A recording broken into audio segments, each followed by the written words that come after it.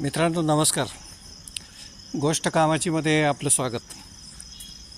चालता चालता एक व्हिडिओ बनवूया म्हटलं. खूप दिवसानंतर गोष्ट कामाचीसाठी व्हिडिओ बनवतो आहे. माझ्या मागं थोडा अंधार उजेड तुम्ही पाहत असाल.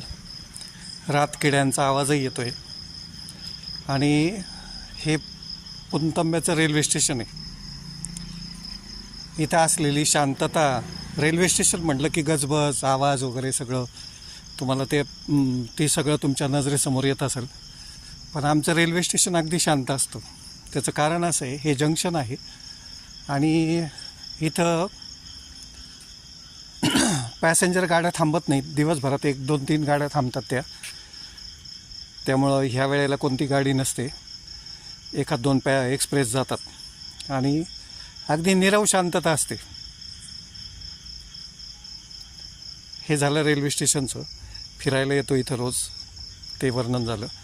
पण आज मी व्हिडिओ बनवायचा मूड कसा झाला, तर तो व्हिडिओ बनवण्याचा मागचा उद्देश असा आहे की गेल्या अनेक दिवस मी काहीतरी वेगवेगळं नवीन नवीन शिकत असतो.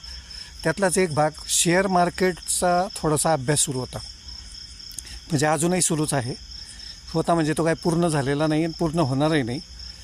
पण शेअर मार्केट कसं आहे आमच्या भारतातल्या शेअर मार्केटच्या बाबतीतली काय आहे, लोकांना काय वाटतं, हे जे कोट्यवधीचे फायदा झाल्याचा किंवा सगळ्या गोष्टींचे जे व्हिडिओ पाहतात लोक, रील्समध्ये पाहतात की इतके कोटी फायदा झाला, तितके कोटी फायदा झाला, माझं जीवन बदललं, ह्या स्ट्रॅटेजी, ते इंडिकेटर, त्या स्ट्रॅटेजी, हे सगळं जे आहे हे कसं आहे, हे जे मला कळालं ते सगळं मी तुम्हाला अगदी सोपं करून सांगण्याचा प्रयत्न करणार आहे. गोष्ट कामाचीमध्ये अशाच रीलच्या माध्यमातून सांगणार आहे. लॉंग व्हिडिओ बनवला तर एखादा बनवूया आपण, पण तो पूर्ण अभ्यास झाल्याशिवाय बनवता नाही येणार.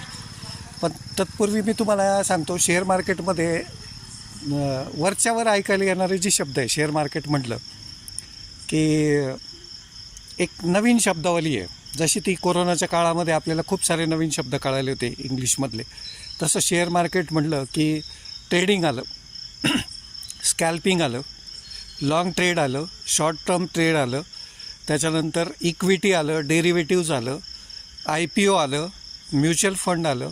असे अनेक शब्द आहेत. आणि हे यातले काही शब्द हे तुमचा पैसा वाचवणारे, बचत करणारे आहेत. तर काही शब्द हे अप्रत्यक्षरित्या असं सांगता येईल आपल्याला की हे पैशाचा एक हेरफेरच आहे शेअर मार्केट म्हणजे.